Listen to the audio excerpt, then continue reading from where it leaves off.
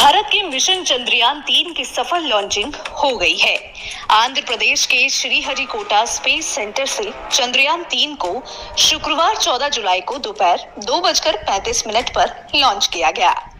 LVM-3 ने चंद्रयान-3 को पृथ्वी के चारों ओर सटीक रूप से स्थापित कर दिया है और अब पृथ्वी की कक्षा के बाद धीरे धीरे चंद्रमा की ओर आगे बढ़ेगा और अब सैटेलाइट को चांद तक पहुंचने में करीब 42 दिन लगेंगे। आपको बता दें कि अगर चंद्रयान-3 का लैंडर चांद पर उतरने में सफल होता है तो भारत ऐसा करने वाला दुनिया का चौथा देश बन जाएगा। इससे पहले अमेरिका, रूस और चीन चांद पर अपना स्पेसक्राफ्ट उतार चुके हैं। फिलहाल रूस ने भी अपना मून लैंडर मिशन स्थगित कर दिया है। इससे पहले साल 2022 में भी रूस का मिशन तकनीकी खराबी की वजह से टल गया था और ऐसे में भारत के चंद्रयान-3 के पास रूस से पहले चांद पर उतरने का मौका है। ये मिशन इसरो के आने वाले कई दूसरे बड़े मिशन के लिए रास्ता भी खोलेगा और अगर ये मिशन सफल रहता है तो भारत की साख दुनिया भर में और बढ़ेगी।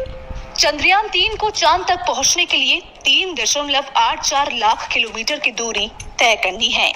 अंतरिक्ष यान द्वारा ले जाए गए लैंडर के 23 या 24 अगस्त को चंद्रमा पर सॉफ्ट लैंडिंग करने की उम्मीद है और तय तारीख तक लैंडर मॉड्यूल चंद्रमा के दक्षिणी ध्रुव क्षेत्र पर सॉफ्ट लैंडिंग के लिए उतरना शुरू कर देगा।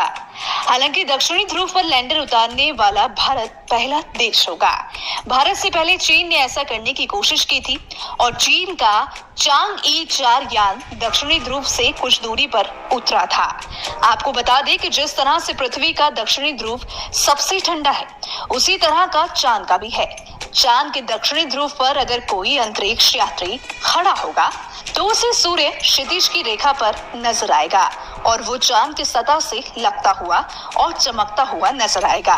इस इलाके का ज्यादातर हिस्सा छाया में ही रहता है क्योंकि सूर्य की किरणें दक्षिणी ध्रुव पर तिरछी पड़ती हैं।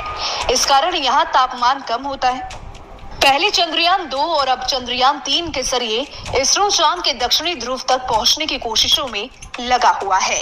ये चांद की वो जगह है जहां अब तक कोई भी पहुंच नहीं सका है।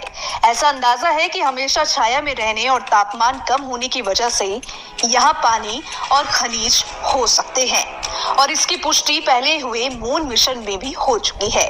अगर चंद्रयान-3 के जरिए दक्षिणी ध्रुव पर पानी और खनिज की मौजूदगी का पता चलता है तो ये अंतरिक्ष विज्ञान के लिए बड़ी कामयाबी साबित हो सकती है। इसी वजह से अमेरिका की स्पेस एजेंसी नासा भी दक्षिणी ध्रुव पर जाने की तैयारी कर रही है। साल 2019 में नासा की एक रिपोर्ट आई थी और इसमें कहा गया था कि चांद के संदेखे हिस्से पर पानी होने की संभावनाओं के कारण ही यहाँ अंतरिक्ष यात्री भेजे जाएंगे। नासा के मुताबिक चांद पर लंबे समय तक रिसर्च करने के लिए पानी बहुत जरूरी संसाधन है। इसके साथ ही इस हिस्से पर और भी प्राकृतिक संसाधन होने की संभावना जताई गई है। Bureau report, team news nation.